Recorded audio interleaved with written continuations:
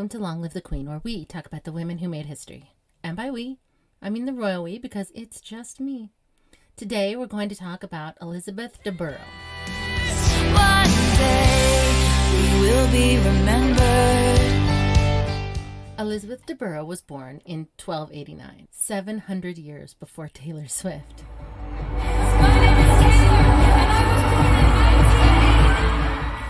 Father and mother were Richard and Marguerite, the Lord and Lady of Ulster.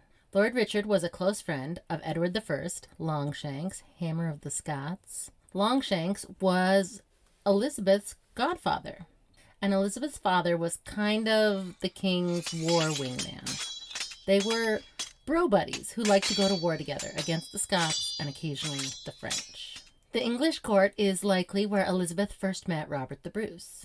He was a 28-year-old widowed single father of a 7-year-old little girl named Marjorie. Elizabeth was 13, a 7th grader. But the powers that be thought they should be together. It was alliance strengthening time. So 13-year-old Elizabeth was stepmother to 7-year-old Marjorie. If you watch The Outlaw King, Elizabeth and Marjorie are always running around and playing because, unlike in the movie, in reality, they were both children. 2 years after their marriage, Elizabeth was 15 and her mother died. We don't have information on how she felt about that, but likely she was sad. In 1306, when Elizabeth was about 17, something pretty major happened. Her husband, Robert the Bruce, killed John Comyn in a church. Not a great look. The Commons were supporters of the Balliols. The Balliols were the Bruces' chief rivals. So the Commons and the Bruces weren't in a great place.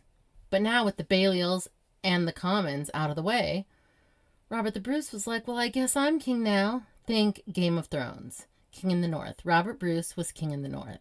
Robert and Elizabeth were crowned king and queen of Scots. Elizabeth is quoted as saying, "Alas, we are but king and queen of the May," because she didn't think it would last. She thought that they would be king and queen for the springtime maybe, and then be defeated by King Edward I. Not high hopes, but YOLO. And she wasn't completely wrong. Nothing is worse than when your angsty teenage fears become your reality. The Scots were attacked by the English, ambushed at dusk. Robert the Bruce decided to send the ladies off for safety. 17-year-old Elizabeth, 10-year-old Marjorie, Robert the Bruce's sisters, 28-year-old Christina and 24-year-old Marjorie, and Isabella Macduff, a supporter of the family, were sent off under the protection of Bruce's 27-year-old brother Niall, or Nigel. Unclear. Niall or Nigel. Sometimes Neil. They were headed first to the castle that Marjorie's mother had grown up in, Kildrummy Castle. Later, it was run by Marjorie's uncle and the husband of her Aunt Christina Bruce. Remember the double wedding from Isabella of Mars episode? They were running to the in-laws. And after that, they were headed to Orkney, an island off the coast of Scotland, under the control of, at the time, Norway. Robert the Bruce's other sister, Isabel, was the Dowager Queen of Norway. Scotland and Norway were close. The same King of Norway that was married to Isabel Bruce was married first to Margaret of Scotland. Their daughter was Margaret, the Maid of Norway, who has her own episode. The short way of saying that is that Robert the Bruce's sister was the stepmother of Margaret, the Maid of Norway, because everyone's related. So they were off on a girls' trip to save their lives. They eventually stopped at a castle friendly to their plight, but the English had found them. The castle they were caught at was put under siege. Bribery happened, the grain was burned, castle was going to have to surrender or starve to death. So they surrendered. The men were put to death, with Robert the Bruce's brother Niall being hung, drawn, and quartered. Ooh. The royal ladies, however, were nowhere to be seen. They had fled at some point without being noticed. But they were soon captured by a supporter of the Comyn family. Remember them? They were still mad about that whole church murder thing. So they turned the Scottish royal ladies over to the English. Now you may remember that Elizabeth's father was a good friend and ally of the King of England, but her husband was not currently. And it was unclear how Elizabeth would be treated. Would she get the friends and family treatment because of her father, or not because of her husband? King Edward decided to hold Robert the Bruce's sister Christina in solitary confinement in a nunnery. His other sister Mary and Isabella Macduff were put in wooden cages. They were hung outside castles as bait for Robert the Bruce, and also a warning like, look what we do to traitors. Don't be friends with Robert the Bruce or his sister. The conditions were awful. Tiny hanging cages. They were exposed to the elements, but not enough to die. The English wanted to keep them alive, but that's about it. Marjorie was also going to be put in a cage. They had a cage constructed, but they decided against it, probably because she was still a child. She instead was transferred to be housed and taken care of at a nunnery. A 10-year-old living with nuns wouldn't be the best childhood. It wouldn't be the most fun, maybe, but it beats a cage, hands down. Elizabeth was also kept alive and out of a cage because the king still needed her father's help. So Elizabeth was kept on house arrest. A letter in which she complained about her conditions has survived. So what we know is she had 3 sets of clothing, no head covering, which would have been a big deal back then, and no linen for her bedsheet. She didn't have any bedclothes. But it wasn't a cage, so they were in cages, nunneries, and house arrest for 8 years. 8 years. So 1 year into their captivity, King Edward I, Hammer of the Scots, died. This is mostly good news for them because he was really good. He's Hammer of the Scots because he was really good at fighting the Scots. But that meant that now his son was in charge, and his son was not as interested in war. But because of that, he was kind of a wild card. And we have reached the point where season 1 started. This story will now run parallel to season 1, just from a completely different perspective. So, if you remember from episode 1 of season 1, Isabella of France is coming to England to marry the same husband she will later depose. Season 1 has all the details. And Bruce was up in Scotland fighting. He knew that the English had his family, but he had no real way to get them back from the south.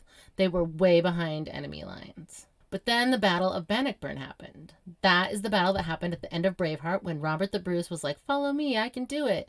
And he did do it. He won the Battle of Bannockburn. And he had a hostage, an important hostage. He had Humphrey de Bohun. We've talked about his family before. Eleanor and Mary de Bohun of season 1, episode 8 fame. This man is their great-grandfather. And he was kind of a big deal. And the Scots had him. A deal was made by King Edward II, the new king. He would give Robert the Bruce's family back in exchange for Humphrey. King Edward II hadn't made a lot of friends since becoming king, and he needed all the allies he could get. But the royal family for one earl, that doesn't sound like a deal his father would have made. But also, he was an important government figure, and they were just a bunch of dumb girls, so I don't know.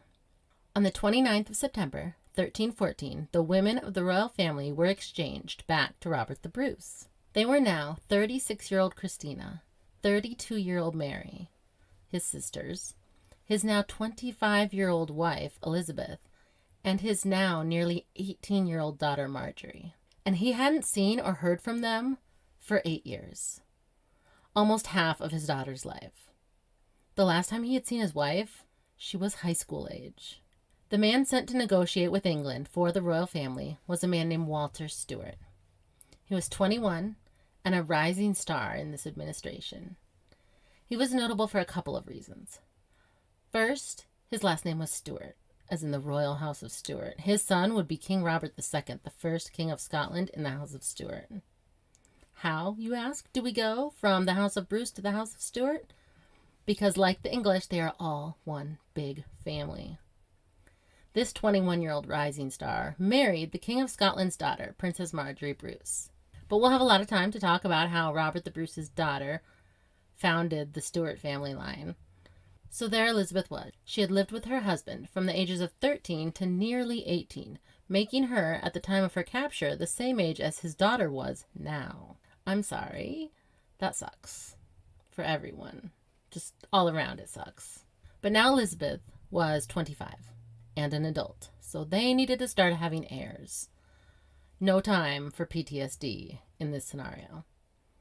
Robert's only heir at this point was his teenage daughter that spent half her life being raised by English nuns.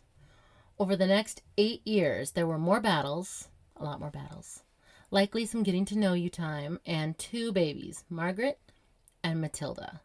They were going with M's. Marjorie, Margaret, Matilda, all girls. The following year, when Elizabeth was 34, she made up for lost time. Twins, and they were both boys. She had an heir and a spare, all in one pregnancy. Twins in the early 14th century was pretty dangerous. There was no real prenatal care, and even if everything went smoothly, there was no way to keep a premature baby alive. Despite this, both of the king's sons were born healthy, and their mother lived. That is a notable event given how dangerous it was. In my last episode, I said that the average age of a woman's death was 33, oftentimes in childbirth. The queen just had twins at 34. The heir was named David. His younger twin brother was named John. Unfortunately, John only lived to be 3 years old. I don't know what he died of. Likely childhood illness, because if it was anything out of the ordinary, we'd probably know what it was. Elizabeth then had her 5th and last child. She survived that birth also, and so did her baby, a princess, named Elizabeth, just like her mother. Now we're up to the point when the twins are 3. The same month that her 3-year-old son died, Elizabeth died as well. She fell off a horse at about the age of 38. After all that, she fell from a horse in a tragic accident. She was survived by her children, Margaret, Matilda, David, and baby Elizabeth, and her husband, King Robert the Bruce. King Robert would die just 18 months later, at the age of 54, 1 month short of his 55th birthday. We don't know what he died of. There are theories, a lot of theories, from leprosy to cancer. It was probably some skin thing, but no one knows for sure. He was interred next to his second wife, Queen Elizabeth, and that is where I'll leave it for now. What did you think of Elizabeth deBurgh? She had a hard life, but somehow made it through it all. Married at 13, captured at 17, 8 years of imprisonment in a foreign country, then 4 pregnancies that resulted in 5 children. Then there was an accident on a horse. Wear your helmets, kids. If you want to get a hold of me, you know how. Long live to all the queens out there, and until next week, bye. One day will be remembered.